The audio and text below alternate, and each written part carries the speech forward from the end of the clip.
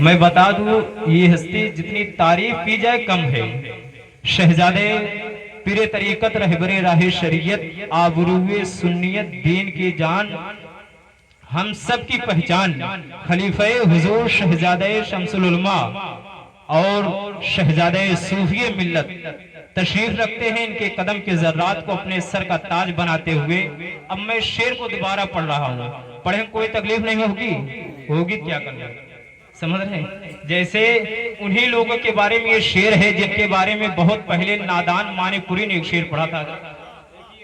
तसल्ली हो तो जाती है मगर धड़कन नहीं जाती। तसल्ली हो तो जाती है मगर धड़कन नहीं जाती। नजर वो जहेल आ जाता है तो उलझन नहीं जाती। तसल्ली हो तो जाती है मगर धड़कन नहीं जाती। नजर वो जहेल आ जाता है तो उलझन नहीं जाती। और उन्हें तुम लाख समझाओ ये फिर भी न मानेंगे। ये रस्सी जल तो जाती है मगर ऐठन नहीं जाती। ये रस्सी जल तो जाती है मगर ऐठन नहीं जाती। और वही लोग बकते हैं कि अल्लाह के नबी कुछ नहीं जानते।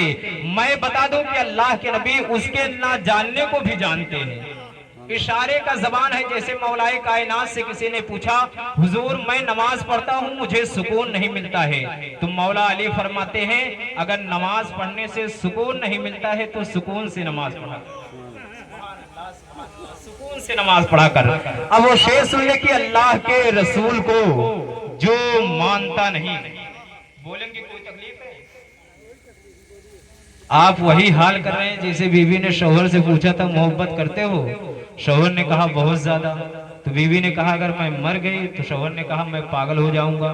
तो बीवी ने कहा दूसरी शादी तो नहीं करोगे? शौहर ने कहा पागल तो कुछ भी कर सकते है, तो होने का एहसास दीजिए बस, ताकि एक अच्छी और हक़ानी और नूरानी बयानात सुन ले आप।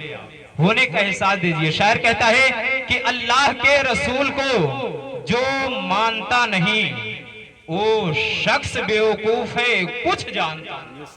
अल्लाह के रसूल को जो मानता नहीं वो शख्स बेवकूफ है कुछ जानता नहीं। और तुम हाल उसका देखना मैदाने हश्र में आका कहेंगे मैं इसे पहचानता नहीं। तुम हाल उसका देखना मैदाने हश्र में, तुम हाल उसका देखना मैदाने हश्र में आका कहेंगे मैं इसे पहचानता नहीं। अब हजरत के फरमाइश जो फरमाइश किए थे दोबारा पढ़ने के लिए वो शेर सुन ले। शायर कहता है कि एक रोज दुनिया से बुलवाए लिया जइहो, एक रोज दुनिया से बुलवाए लिया जइहो, लाखन मन माटी में दफनाए दिया जइहो। और करिहो जो अगर खिदमत माँ बाप के तन मन से तो ढेला की तरह जन्नत में फेंकवाए दिया जइहो। और कहियो जो अपनी जैसा सरकार दो आलम को गेहूं की तरह चक्की में पिसवाए दिया जइहो, गेहूं की तरह चक्की में पिसवाए दिया जइहो। अभी हजरत उस शहर से वापस आए हैं। अल्लाह अल्लाह, यानी उस शहर का मकाम क्या है और उस शहर रौजा का यानी मकाम क्या है उस रौजे का। शायर अपनी शायरी में कहता है कि आफताब आए तो दरवाजे से बाहर बैठे, आफताब आए तो दरवाजे से बाहर बैठे, माहताब आए तो दीवार से लगकर बैठे। आफताब आए तो दरवाजे से बाहर बैठे, माहताब आए तो दीवार से लगकर बैठे। अल्लाह अल्लाह मेरे सरकार के रौजे का शरफ, आसमां भी अगर आए तो जमीन पर बैठे। अल्लाह अल्लाह मेरे सरकार के रौजे का शरफ, आसमां भी अगर आए तो जमीन पर बैठे।